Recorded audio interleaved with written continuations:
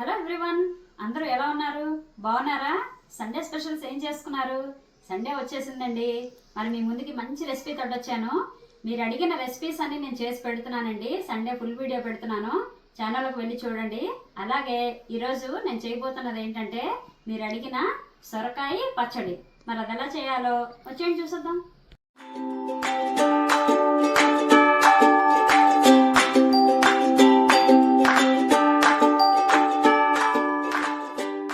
చూడండి, నేను ఇక్కడ హాఫ్ సొరకాయ ముక్క తరుక్కొని ఇలా ముక్కలు చేసి పెట్టుకున్నాను.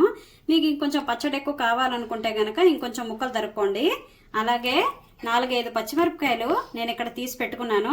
మళ్ళీ ఎండుమిరపకాయలు కూడా వేయాలి కాబట్టి ఈ పచ్చిమిరపకాయల్లోని పండిపోయిన ఉంటే కూడా వేసుకోండి, చాలా బాగుంటుంది టేస్ట్. ఇప్పుడు మనం దీన్ని మూకుట్లో వేసుకుందాం. చూడండి, పొయ్యి మీద బాండీ పెట్టేసుకొని స్టవ్ వెలిగించేసుకుంటున్నాను. ఇప్పుడు మనం 4-5 చెంచాలు నూనె వేసేసుకుందామండి. ఆయిల్ అయితే హీట్ ఎక్కిందండి. ఇప్పుడు మనం సొరకాయ ముక్కలు వేసేసుకుందాం. అలాగే నేను ఏవైతే పచ్చిమిరపకాయలు చూపించానో ఆ పచ్చిమిరపకాయలు ఇలా ముక్కలు చేసి వేసేసుకోండి. ఇప్పుడు కొంచెం చింతపండు వేసుకోండి, కొంచెమే, చిన్న నిమ్మకాయ సైజు కంటే కొంచెం చిన్నది, కొంచెమే. అలాగే పచ్చడికి సరిపడా ఉప్పు, కొంచెం అంతా పసుపు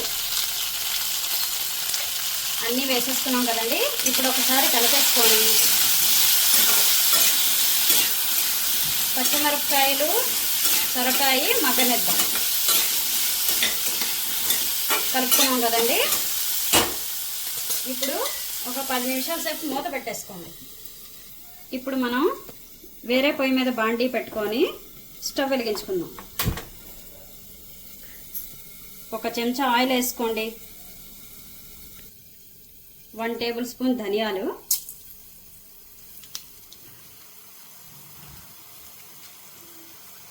అలాగే 4 ఎండుమిరపకాయలు, కొంచెం ఇంగువ,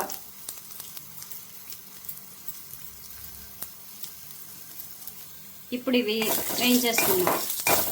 మాడకుండా దూరగా వేయించుకోండి. సొరకాయ మగ్గే లోపల ఇది వేయించుకొని పక్కన పెట్టుకోండి.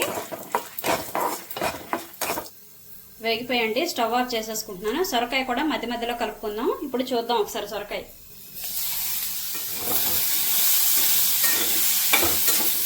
కొంచెం వాటర్ పోసుకోండి. చూడండి, హాఫ్ గ్లాస్ వాటర్ పోసుకొని మగ్గనిద్దాం.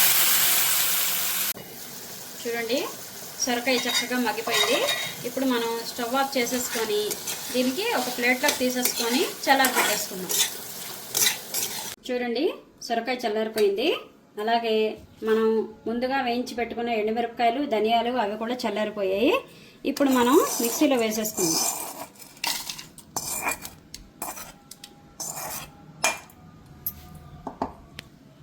దీంతో పాటు సొరకాయ ముక్కలు కూడా వేసేసుకోండి.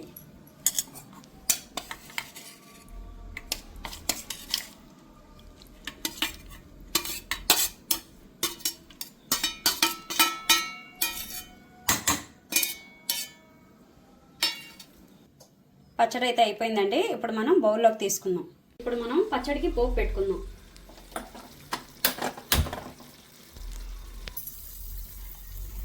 1.5 టేబుల్ స్పూను ఆయిల్ వేసుకోండి. 1/2 టేబుల్ స్పూన్ ఆవాలు, అలాగే 1/2 టేబుల్ స్పూన్ మినపప్పు,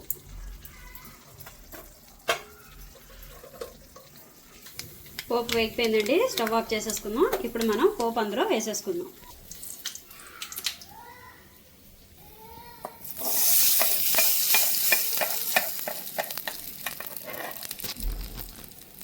అంతేనండి, మీరు అడిగిన సొరకాయ పచ్చడి తయారైపోయింది. కమ్మగా ఉందండి పచ్చడి, చాలా బాగుంది. మీరు కూడా ఒకసారి ట్రై చేయండి. మరి ఈ వీడియో కనుక మీకు నచ్చినట్లయితే నా ఛానల్కి లైక్ చేయండి, షేర్ చేయండి, సబ్స్క్రైబ్ చేసుకోండి. అలాగే సపోర్ట్ కూడా చేయండి. నెక్స్ట్ వీక్ మంచి రెసిపీ తోటి కలుద్దాం.